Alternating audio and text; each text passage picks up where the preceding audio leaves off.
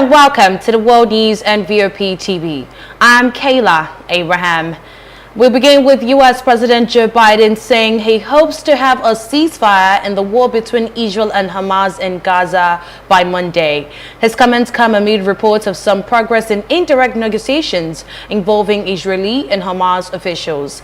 It would involve aid deliveries to Gaza and the release of more hostages taken during the October 7 Hamas attacks. Israel has not commented, and Hamas officials have indicated the two sides are not as close to a ceasefire deal as Biden suggested. Qatar, which has been mediating in the talks alongside Egypt, said they were pushing hard for a deal and felt optimistic but had nothing to announce. Israel launched a large-scale air and ground campaign in Gaza after Hamas gunmen killed about 1,200 people in southern Israel. The attackers also took 253 people hostage, a number of whom have since been released. The Hamas-run health ministry in the Gaza Strip says at least 29,878 people have been killed in the territory since then, including 96 deaths in the past 24 hours, in addition to 70,215 who have been wounded. A judge has declared Russian veteran human rights campaigner Oleg Orlov guilty of repeatedly discrediting the Russian armed forces. Having named the crime, she announced the punishment. Oleg Orlov, co-chair of the Nobel Prize-winning organization Memorial, was sent to prison for 2.5 years. He was handcuffed and minutes later led out of the courtroom by police in what has been a retrial. In October 2023, the court had delivered a guilty verdict too, but the punishment then had been considerably milder. Oleg Orlov had received $1,630 and walked free. Prosecutors complained that the sentence was too soft. A higher court cancelled the ruling and a retrial was ordered. This may be a sign that Russian authorities are becoming increasingly intolerant of public criticism. Meanwhile, Russian President Vladimir Putin's new military decrees re-establishing the Moscow and Leningrad military districts indicate he is preparing for a potential large-scale war with NATO in the future. This was contained in a statement by a US-based think tank. Kremlin propagandists have routinely warned of a looming world war. Ties between Washington and other NATO member states and Moscow have become increasingly strained over Russian President Vladimir Putin's decision to launch a full-scale invasion of Ukraine in February 2022. Russian officials and guests have called for strikes on U.S. soil and the West over aid and weapons provided by the Biden administration and other NATO members to Kiev. On Monday, the Russian president signed the decrees that reorganize Russia's military administrative structure. One decree deprives Russia's northern fleet, which was previously responsible for land in the northwestern federal district, of its status as an Inter-Pacific Strategic Territorial Association. Our French President Emmanuel Macron has said it is key for Europe's security to defeat Russia in Ukraine amid urgent pleas for more weapons from Kiev. He was speaking in Paris, where he said that European leaders had agreed to set up a coalition to give Ukraine medium and long-range missiles and bombs. He added that there was no consensus on sending Western troops to Ukraine, but that nothing should be excluded. Russian troops have recently made gains in Ukraine, which faces arms shortages. Kiev is critically dependent on modern armory supplies from its Western allies, particularly the US, to be able to continue fighting Russia, a far bigger military force with an abundance of artillery ammunition. But the approval of a much-needed $95 billion US aid package, including $61 billion for Ukraine, faces an uphill battle in the House of Representatives. Last weekend, Ukraine's defense minister said half of all Western aid for Kiev had been delayed, costing lives and territory. In response to Macron, a spokesperson for British Prime Minister Rishi Sunak said the UK had no plans for large-scale military deployment to Ukraine beyond the small number of personnel already training Ukrainian forces. Germany, Sweden, Poland, and the Czech Republic have also ruled out such suggestions. Australian police said 2 bodies have been found during the search for missing Sydney couple Jessie Baird and Luke Davids. New South Wales Police Commissioner Karen Webb expressed confidence that the police has located the couple. Beaumont Lamer Condon, a police officer who once dated TV presenter Bird, was earlier charged with murder. The bodies were discovered on a rural property in the town of Bungonia. Police said that after initially refusing to cooperate with the investigation, Lamer Condon finally disclosed where the two bodies were located this morning. Detective Superintendent Daniel Doherty said that the remains were found near the entrance to the property and that attempts that had been made to cover the bodies with rocks and debris. Investigators found a bullet matching Lamar Condon's work-issued gun there last week, along with a significant amount of blood and upturned furniture. Lamar Condon, who appeared in court on Friday and was refused bail, has not commented on the charges against him. Police began focusing their effort on the Bungonia property some 2 hours south of Sydney after learning that Lamer Condon had visited it in the white van believed to be carrying the pair's bodies with an acquaintance last Wednesday. Oil leaking from a capsized barge off the coast of Tobago has spread hundreds of miles to reach the Caribbean island of Bonaire.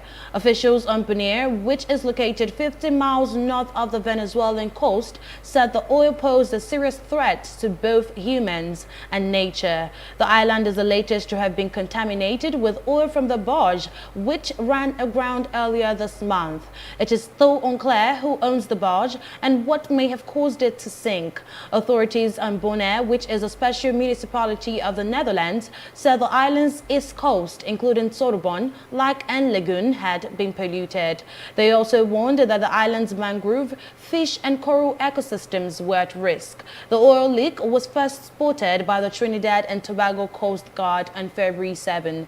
They traced it to a barge which had become lodged on a reef about 150 miles off Tobago's southern coast. There was no crew on board the barge, and the Coast Guard said it had not received any distress signals. Trinidad and Tobago authorities said the barge had originated in Panama and had been towed by a tugboat. They said it appeared to have been bound for Guyana.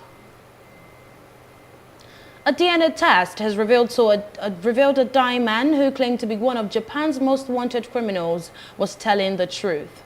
Satoshi Kirishima made his confession in January, telling police he wants to meet death with his real name. Officials have now confirmed the 70-year-old was indeed Kirishima, a member of a militant group behind several deadly bombings in the 1970s. Exactly how he remained at large for so long, despite his face adorning posters across Japan, is unclear. Kirishima is suspected of helping plant and detonate a homemade bomb that destroyed part of a building in Tokyo's Ginza district on April 18, 1975. There were no casualties, and at the time, he belonged to the East Asia Anti-Japan Armed Front, a radical left-wing organization believed to be behind several bombings against companies in Japan's capital Tokyo in the 70s, including one targeting a Mitsubishi Heavy Industries building, which left 8 dead and more than 160 injured. Yet, despite his image being widely publicized, neighbors were seemingly caught unawares when his identity was revealed last month, with one describing him to Mainichi newspaper as a calm and serious man, albeit with a tendency to play guitar in his room after a few drinks. Kirishima, who had been going under the name Hiroshi Uchida, had reportedly lived in the city of Fujisawa on the western edge of Tokyo for almost 40 years. We'll take a short break and return with more stories. Stay with us.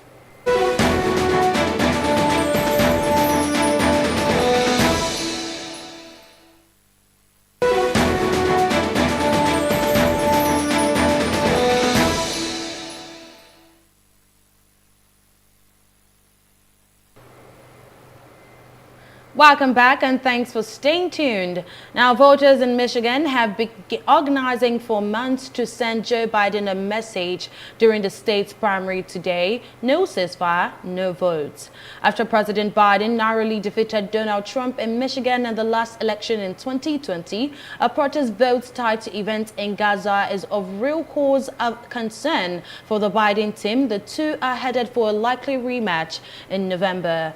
In a close presidential election, as predicted by most polls, experts say Michigan is a must-win state. With the largest Arab American population in the U.S., the state poses a crucial test as to the impact the Biden administration policy on the Israel-Gaza conflict will have on the Democrats. The anger and discontent it has created among many in the community has been festering for months, but the Democratic primary on Tuesday offers the first chance for Democratic voters to register that unhappiness by withholding their vote from the president.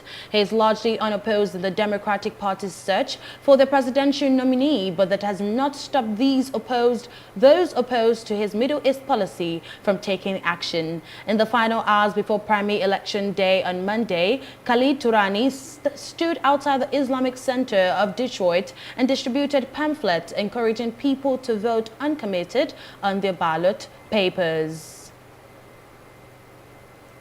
Access to one of County Donegal's most historic monument has been further extended after concerns people were being prevented from visiting the site. Earlier this month, the Irish Government Office of Public Works (OPW) introduced new opening hours at an on-Granan of Earliage. Some visitors then voiced opposition over what they viewed as the OPW limiting access to the hilltop fort. Now the OPW say after positive engagement with the local community, opening hours are to be further extended. Designated a national monument by the Irish government, the fort sits on the mountain top between Lough Foyle and Lough Swilly in the island of Ireland's northwest. India has unveiled 4 Air Force pilots who have been shortlisted to travel on the country's maiden space flight scheduled for next year. The Gaganyaan mission aims to send 3 astronauts to an orbit of 400 kilometers and bring them back after 3 days.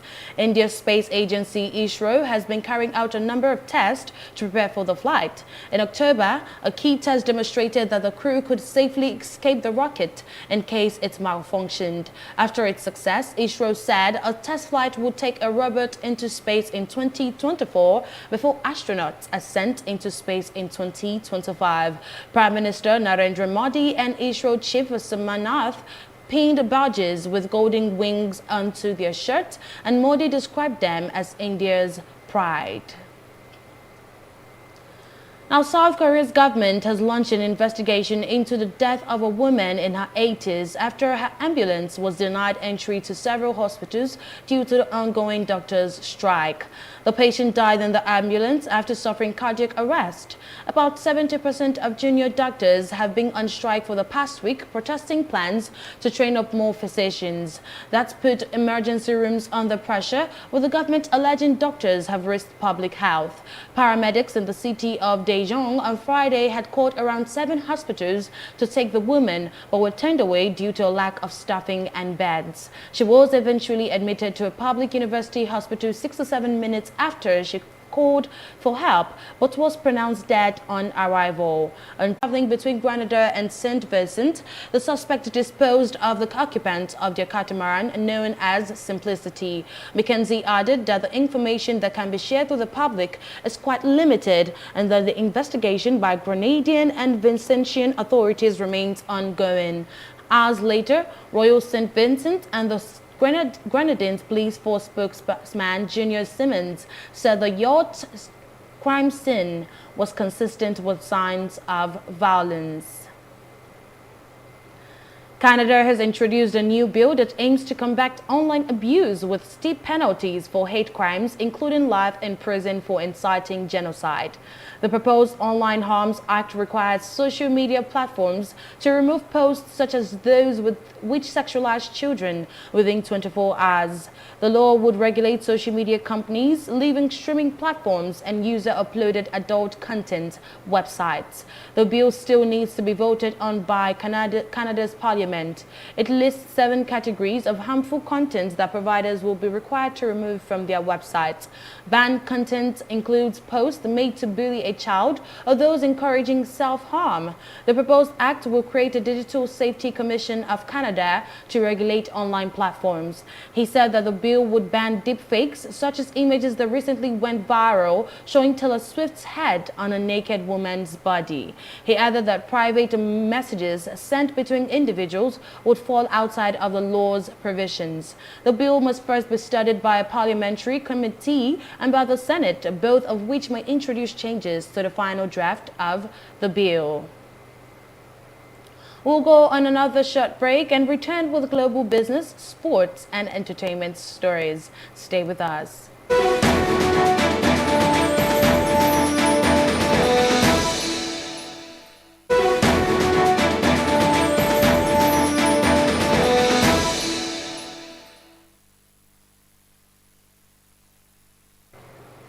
Welcome back. Now to business. Disney has shaken up the leadership of its live-action film studio as boss Bob Iger looks to turn around the entertainment giant's fortune. The move will see motion pictures production president Sean Bailey stepping down after a decade and a half in the role. It follows recent disappointing box office performances, including Haunted Mansion and Jungle Cruise. He will be replaced by David Greenbaum, head of Disney's Searchlight Pictures. Disney said Bailey will stay at the company as a producer on the upcoming science fiction movie Tron, Earth, and other projects. During his tenure, Bailey oversaw live-action adaptation of Alice in Wonderland, Maleficent, and The Jungle Book. His blockbuster movies also included The Lion King, Beauty and the Beast, and Aladdin. Together, his productions brought in an estimated $7 billion in global box office takings for the media giant. Disney has been under pressure from activist investor Nelson Peltz, who has called for a shake-up of the business. The U.S. billionaire wants Disney to boost profits from its streaming business, as well as improve the box office performance of its films. The Chancellor is considering a cut in national insurance rather than income tax in the budget. Jeremy Hunt is expected to make final decisions on his March 6 budget plans at the end of this week. A leading think tank has warned that the government should not cut taxes in the upcoming budget unless it can spell out how it will afford them. The government said it will not comment on whether further cut to tax would be affordable in the budget. At last year's autumn statement, Hunt announced a bigger than expected cuts in the national insurance, taking the main rate down from 12% to 10% from the start of this year. The government's independent financial watchdog, the Office for Budget Responsibility, said at the time this cut would help create 28,000 more jobs. Now in sports, Sweden midfielder Christopher Olsen has been placed on a ventilator in hospital after losing consciousness at home. Midtjylland said the ex-Arsenal player, 28 years old, is suffering from what appears to be an acute brain-related illness. The Danish club announced he was taken to Aarhus University Hospital on 20 February. Midtjylland said they felt compelled to release an update due to increasing rumors and speculations about Christopher Olsen's recent absence. Olsen came through Arsenal's youth academy and made one appearance for the Gunners before he joined Midtjylland permanently midway through the 2014 to 2015 Premier League season.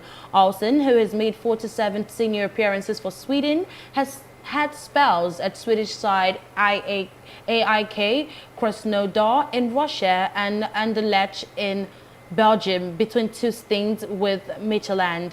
Olsen has missed Midtjylland's 2 most recent Danish Superliga matches and last featured for the club against Fredrikstad in the Atlantic Cup on 9 February.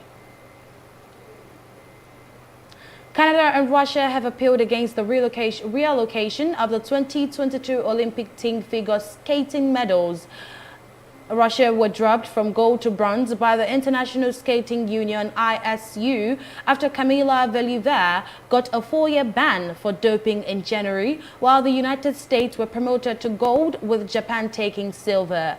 Canada believes that they should have been awarded bronze, while Russia wants to be reinstated as gold medalists. Despite removing Valieva marks, the ISU said Russia's total score was a point higher than fourth-place Canada's.